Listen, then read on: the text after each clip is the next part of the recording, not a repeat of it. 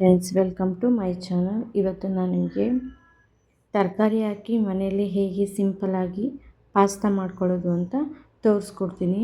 ತುಂಬ ಟೇಸ್ಟಿಯಾಗಿರುತ್ತೆ, ತುಂಬ ಹೆಲ್ದಿನೂ ಕೂಡ. ನೀವೆಲ್ಲರೂ ಒಂದ್ಸಲಿ ಟ್ರೈ ಮಾಡಿ ನೋಡಿ. ಇದು ಹೇಗೆ ಮಾಡೋದು ನೋಡ್ಕೊಳ್ಳೋಣ. ಮೊದಲಿಗೆ 2 ಕಪ್ ಪಾಸ್ತಾ ತೊಗೊಂಡು ಅದನ್ನು ನಾನು ಒಂದು ಕುಕ್ಕರಲ್ಲಿ ಸೇರಿಸಿ ಅದಕ್ಕೆ 2 ಕಪ್ಪು ನೀರನ್ನು ಸೇರಿಸಿ ನಾನು ಅದಕ್ಕೆ ಸ್ವಲ್ಪ ಎಣ್ಣೆಯನ್ನು ಕೂಡ ನಾನು ಸೇರಿಸ್ಕೊಳ್ತೀನಿ. 1 ಸ್ಪೂನ್ ಎಣ್ಣೆ ಸೇರಿಸಿದರೆ ಸಾಕು. ಆಮೇಲೆ ಅದಕ್ಕೆ ಸ್ವಲ್ಪ ಉಪ್ಪನ್ನು ಸೇರಿಸಿ ನಾನು 1 ವಿಷಲ್ ಬರೆಸಿ ತೆಗೆದಿಟ್ಕೊತೀನಿ. ಬೇಯಿಸಿರುವಂಥ ಪಾಸ್ತಾ, ಅದಕ್ಕೆ ಬೀನ್ಸು, ಕ್ಯಾಪ್ಸಿಕಮ್ಮು, ಬಟಾಣಿ, ಹಸಿಮೆಣಸಿನ್ಕಾಯಿ, ಕೊತ್ತಂಬರಿ, ಈರುಳ್ಳಿ, ಕ್ಯಾರೆಟ್, ಟೊಮೊಟೊ ಇಷ್ಟು ಐಟಮ್ಸು ನಮಗೆ ಪಾಸ್ತಾ ಒಗ್ಗರಣೆ ಮಾಡ್ಕೊಳ್ಳಿಕ್ಕೆ ಬೇಕಾಗ್ತದೆ. ಒಗ್ಗರಣೆ ಮಾಡ್ಕೊಳ್ಳೋಣ.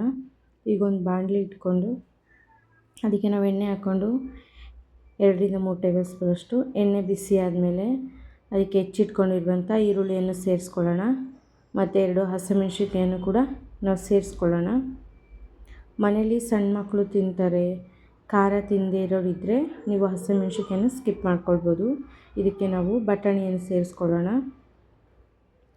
ಅರ್ಧ ಕಪ್ ಕ್ಯಾರೆಟು, ಅರ್ಧ ಕಪ್ ಕ್ಯಾಪ್ಸಿಕಮ್ಮು, ಇಲ್ಲೆಲ್ಲ ನಾನು ಅರ್ಧ ಕಪ್ಪನ್ನೇ ಸೇರಿಸ್ಕೊತಾ ಇದ್ದೀನಿ. ಅರ್ಧ ಕಪ್ಪು ಬೀನ್ಸನ್ನು ಕೂಡ ಸೇರಿಸಿ ನಾವು ಇದನ್ನು ಚೆನ್ನಾಗಿ ಮಿಕ್ಸ್ ಮಾಡಿಕೊಂಡು ನಂತರ ಅದಕ್ಕೆ ನಾವು ಸ್ವಲ್ಪ ಅರಿಶಿನ ಪುಡಿಯನ್ನು ಕೂಡ ಸೇರಿಸ್ಕೊಳ್ಳೋಣ. ಆಮೇಲೆ ತರಕಾರಿ ಬೇಯಲಿಕ್ಕೆ ಸ್ವಲ್ಪ ಉಪ್ಪನ್ನು ಕೂಡ ನಾವು ಸೇರಿಸ್ಕೊಳ್ಳೋಣ. ಸೇರಿಸಿ ನಾವು ಚೆನ್ನಾಗಿ ಮಿಕ್ಸ್ ಮಾಡಿ ಇದಕ್ಕೆ ಒಂದು ಟೊಮೊಟೊ ಕೂಡ ನಾವು ಸೇರಿಸ್ಕೊಂಡು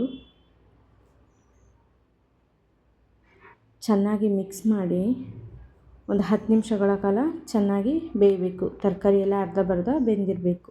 ನಂತರ ಅದಕ್ಕೆ ಅರ್ಧ ಟೇಬಲ್ ಸ್ಪೂನ್ ಖಾರದ ಪುಡಿ ಮತ್ತು ಅರ್ಧ ಟೇಬಲ್ ಸ್ಪೂನು ಧನಿಯಾ ಪುಡಿ, ಸ್ವಲ್ಪ ಗರಂ ಮಸಾಲ ನಾವು ಸೇರಿಸ್ಕೊಳ್ಳೋಣ. ಅದು ಚೆನ್ನಾಗಿ ನಾವು ಅದನ್ನು ಮಿಕ್ಸ್ ಮಾಡಿಬಿಟ್ಟು ಒಂದು 3 ನಿಮಿಷಗಳ ಕಾಲ ಬೇಯಿಸ್ಕೊಳ್ಳೋಣ. ಹಾಕಿರುವಂಥ ಗರಂ ಮಸಾಲ, ಖಾರದ ಪುಡಿ, ಧನಿಯಾ ಪುಡಿ ಸ್ಮೆಲ್ ಹೋಗೋ ತನಕ. ಆಮೇಲೆ ನಾವು ಬೇಯಿಸಿಟ್ಕೊಂಡಿರುವಂಥ ಪಾಸ್ತಾನ ಅದರೊಟ್ಟಿಗೆ ನಾವು ಸೇರಿಸ್ಕೊಳ್ಳೋಣ. ಸೇರಿಸ್ಬಿಟ್ಟು ಚೆನ್ನಾಗಿ ನಾವು ಮಿಕ್ಸ್ ಮಾಡ್ಕೊಳ್ಬೇಕು. ಹಾಕಿರುವಂಥ ಮಸಾಲೆ ಒಟ್ಟಿಗೆ ಪಾಸ್ತಾ ಮಿಕ್ಸ್ ಆಗೋ ತನಕ ಮಿಕ್ಸ್ ಮಾಡಿಕೊಂಡು ನೀವು ಈ ಟೈಮಲ್ಲಿ ಬೇಕಾದರೆ ನೀವು ಇದಕ್ಕೆ ಸೋಯಾ ಸಾಸು ಮತ್ತು ಟೊಮೊಟೊ ಸಾಸ್ ಕೂಡ ಸೇರಿಸ್ಕೊಬೋದು. ತುಂಬ ಟೇಸ್ಟಾಗಿರುತ್ತೆ. ಇಲ್ಲಿ ನಾನು ಯಾವ ಸಾಸ್ಗಳನ್ನು ಕೂಡ ಸೇರಿಸ್ತಾ ಇಲ್ಲ, ಹೆಲ್ದಿಯಾಗಿ ಮಾಡ್ತಿದ್ದೀನಿ. ಬೇಕಾದರೆ ತರಕಾರಿ ಕೂಡ ಸೇರಿಸ್ಕೊಳ್ಳಿ, ಇಲ್ಲಾಂದರೆ ಸ್ಕಿಪ್ ಮಾಡಿ. Thank you.